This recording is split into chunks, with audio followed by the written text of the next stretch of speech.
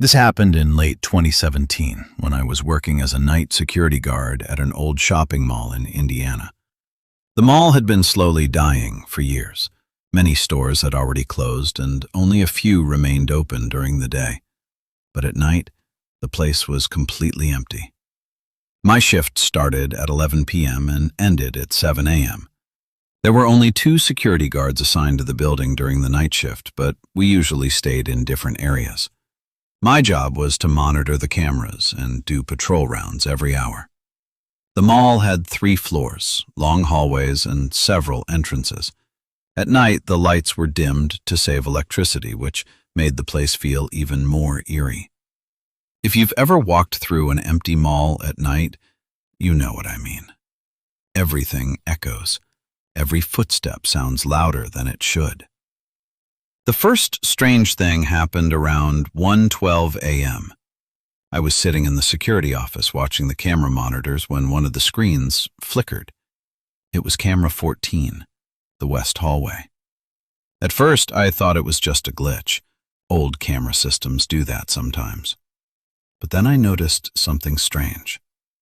The motion sensor lights in the hallway started turning on, one by one, as if someone was walking down the hallway. But the camera showed nothing.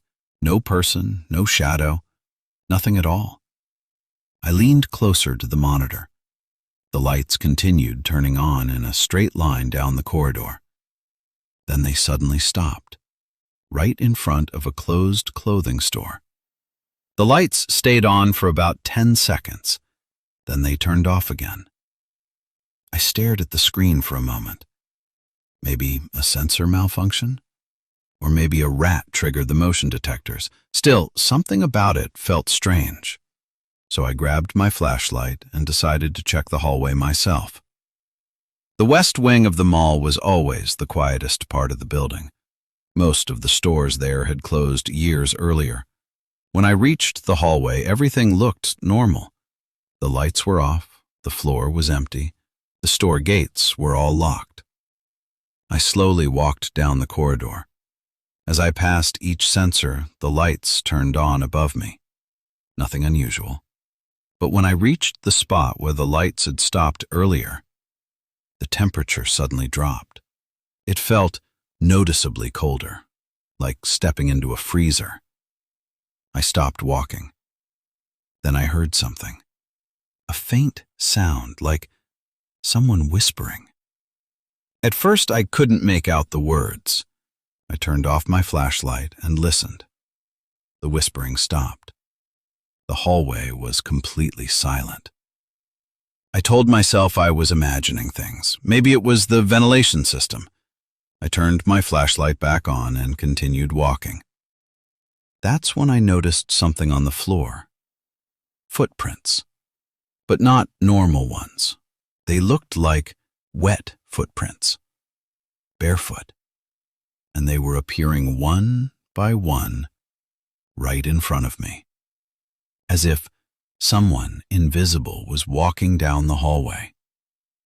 I froze. Another footprint appeared. Then another, slowly moving toward the end of the corridor. I felt my heart pounding in my chest. Every instinct told me to leave, but I couldn't move. The footprint stopped about 15 feet ahead of me. Then the motion lights turned on again, but this time, they were turning on behind me. One by one, moving closer. Like someone was walking toward me from the other direction. I turned around. The hallway behind me was empty, but the lights kept turning on. Closer. Closer. Until the light above my head turned on, and then everything went dark. All the lights shut off at once, total darkness. My flashlight flickered, then died. I stood there in complete silence. I could hear my own breathing. And then, another sound. Footsteps, right beside me. Slow, bare footsteps on the tile floor. I spun around, but there was nothing there. The footsteps continued past me, walking deeper into the hallway. I didn't wait any longer. I ran back toward the main atrium of the mall. When I finally reached the security office, my hands were shaking. I immediately checked the camera footage. Camera 14 showed the entire hallway. At 1:12 a.m., the lights started turning on, just like I saw earlier. Then the footage showed me walking down the corridor with my flashlight. But something else appeared on the screen, behind me. About 10 feet back, there was a shape. Tall, dark, humanoid. But it wasn't fully solid. It looked like a shadow that didn't belong to anything. It followed me the entire time I was in the hallway, matching my pace, step for step. But I never saw it in real life. The footage showed the moment the lights went out. When they came back on, the figure was gone. I called the other guard and told him what happened. He came to the office and watched the footage with me. When he saw the shadow figure, he went quiet. After a moment, he said something that made my stomach drop. "You're not the first person to see that." Apparently, years earlier, a maintenance worker had died in that same hallway after suffering a heart attack during a night shift. Some employees believed his spirit never left the building. I tried to convince myself it was just a camera glitch, maybe some lighting trick.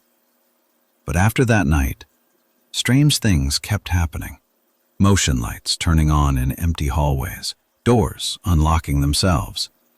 And sometimes, late at night, the cameras would detect movement, walking down the west hallway, even when no one was there. I quit that job 2 weeks later, and to this day, I never go near that mall.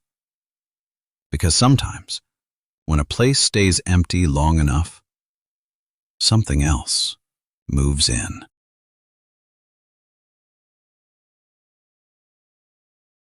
This happened in the winter of 2021.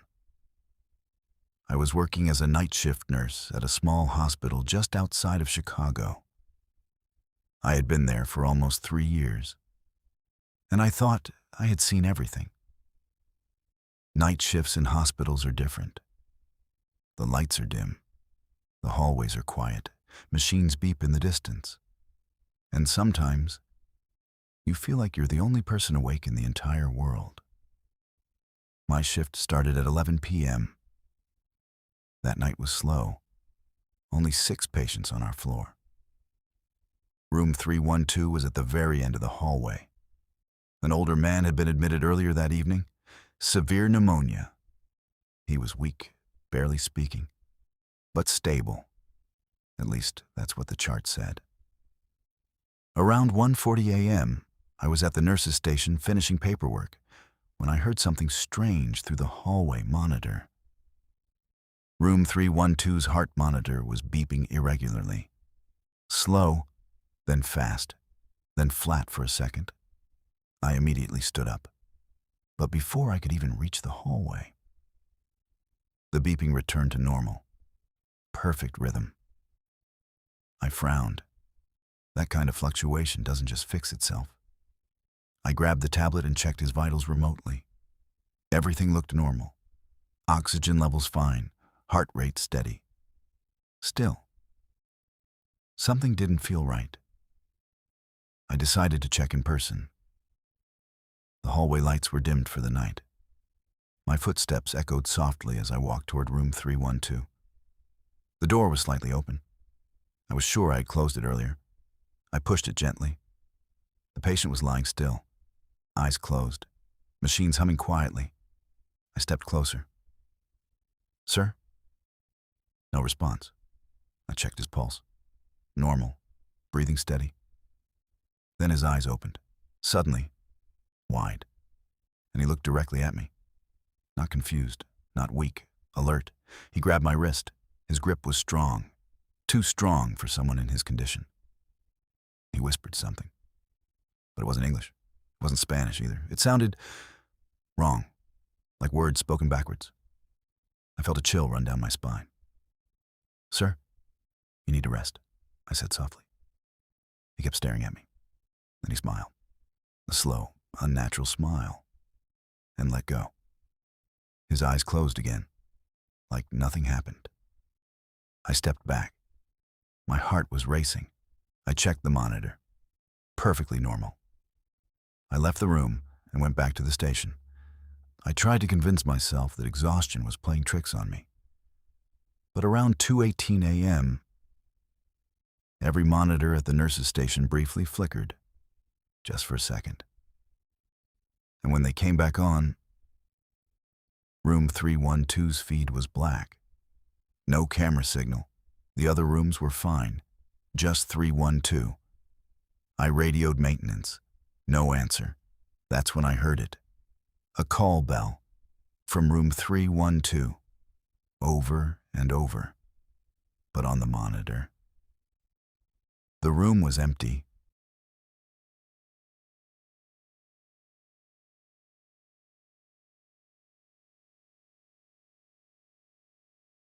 This happened in the summer of 2020.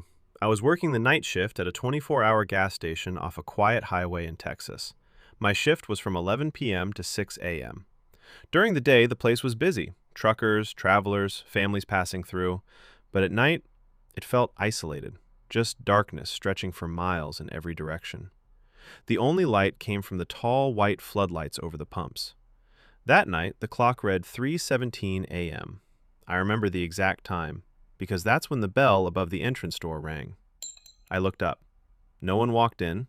The door was closed. I stepped out from behind the counter and checked the lock. Still locked. Outside in the parking lot, there was only one vehicle, an old pickup truck. It had been sitting there for almost 2 hours. No one had come inside. I assumed the bell had glitched. I went back to the counter. A few seconds later, one of the CCTV monitors flickered. Pump number 4 lit up, as if someone had lifted the nozzle. But there was no car there. I zoomed in on the camera feed. The pump was empty. No vehicle, no person. Yet the system display read, "Fuel dispensing." A cold feeling crept up my spine. If the system malfunctioned, it could mess up the entire shift report, so I decided to check it outside. I unlocked the door and stepped into the night air. It was summer, but the temperature felt suddenly cold, unnaturally cold. I walked toward pump number 4. Everything looked normal. The nozzle was in place, no vehicle. But the digital numbers were increasing. 0.01, 0.02, 0.03. Like an invisible car was filling its tank. I reset the machine. The display went blank. That's when I heard it, behind me. A voice. "Hey." I turned quickly. The old pickup truck was still parked near the edge of the lot, but now there was someone standing beside it. Tall, thin, his face partially hidden in shadow. I swallowed. "Can I help you?" I asked. He didn't answer. He just stared at me, then slowly raised his arm and pointed toward pump number 4. "I just shut it off," I said. He smiled, slowly, and replied, "It's still working." My heart started pounding. I looked back at the pump. The display had turned on again. This time, the numbers were climbing faster. 5.478.9213.60, as if a full tank was being filled. I hit the emergency shutoff. The display went dark. When I turned back, the man was gone. Only the truck remained. I walked cautiously toward it. The driver's seat was empty. No keys in the ignition. Engine cold. No sign that anyone had been inside. My breathing became shallow. I rushed back into the store and locked the door. I checked the cameras. The parking lot was empty. The truck was gone. Completely gone. Like it had never been there. I rewound the footage. At 3:16 a.m., everything looked normal. At exactly 3:17, pump number 4 activated. But in the footage, there was something standing in front of the pump. No car, just a tall, dark shape. As I watched myself walk outside on camera, the figure slowly turned toward me. But here's the part that still doesn't make sense. In the footage, I never left the store. The recording showed me standing behind the counter the entire time. At 3:26 a.m., the screen briefly went black. When it came back, pump number 4 was normal, the parking lot empty, and behind the counter, I was standing there. But I wasn't facing the register. I was facing the door, as if I was waiting for someone to come in. I quit the next morning. My manager said it was probably a system glitch, but I never showed him the footage, because some things aren't technical errors. To this day, whenever I pass a lonely gas station in the middle of nowhere, I check the time. And if it's 3:17 a.m., I keep driving, because some pumps don't just fill empty cars.